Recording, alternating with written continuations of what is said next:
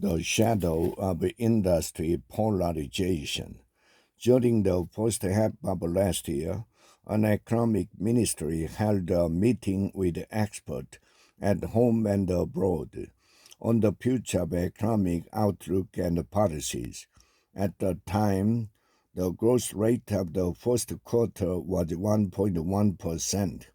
So the question was when the economy would rebound. As I remained silent throughout the meeting, the hosting minister asked about my opinion. I told him that there was a problem with the participants invited to the discussion. I said that we would have been better off if we had invited semiconductor industry experts rather than economists.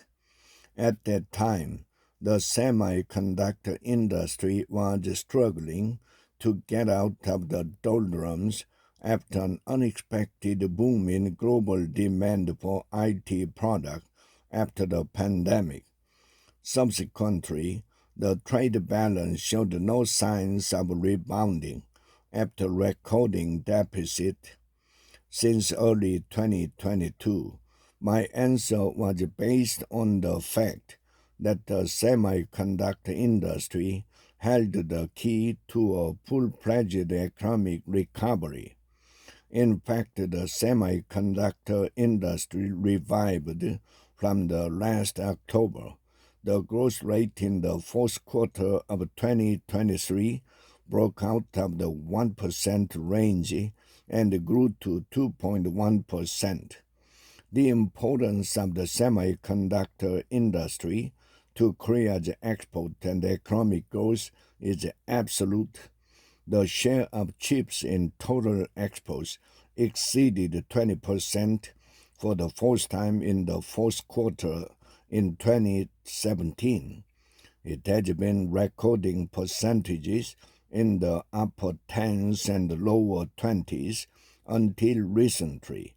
Adding in the automotive and component industries, the share is over 30%.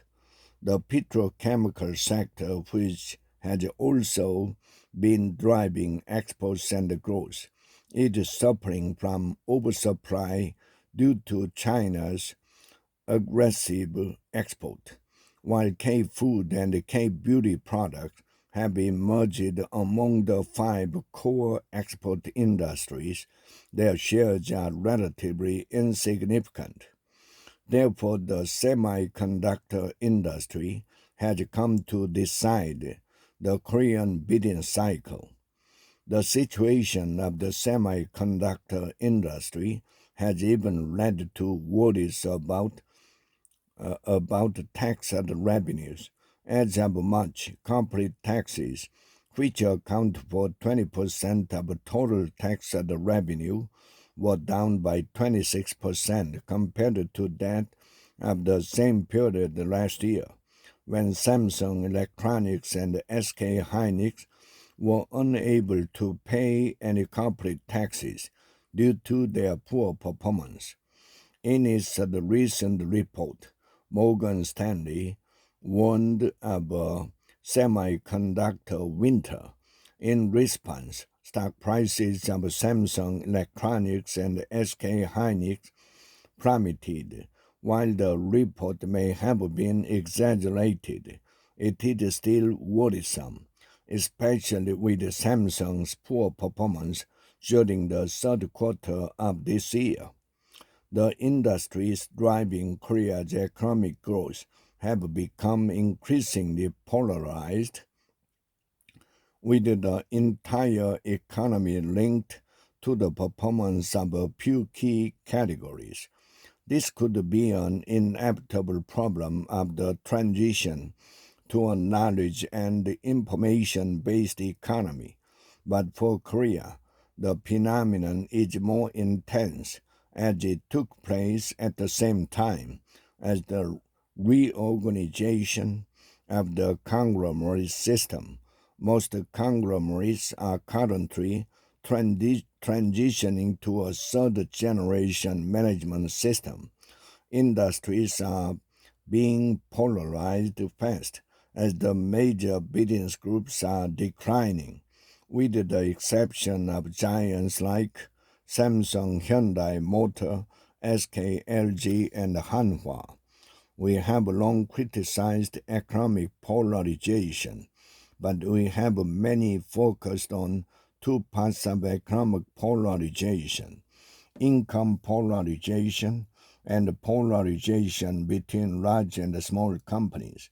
And we have paid little attention to industry polarization, which determine the relative distribution of large and small companies and also lead to wage disparities between industries. Unless the problem is solved, no amount of artificial adjustment through taxation or other support measures can resolve the polarization of wages and businesses. The most effective response is to steadily create a new growth engine. This can only be done if there is a constant supply of new industries to replace the declining ones. The industries which are feeding our economy are the product of two bold decisions by the late President Park Chung-hee in the 1960s to develop the heavy chemical industry, and by the late Samsung Chairman Lee in the 1990s to invest in semiconductors. The failure to find the industries to replace these two has resulted in the industry polarization, which resulted in income and business polarization. This is why distributional equity is deteriorating while potential growth is stagnating.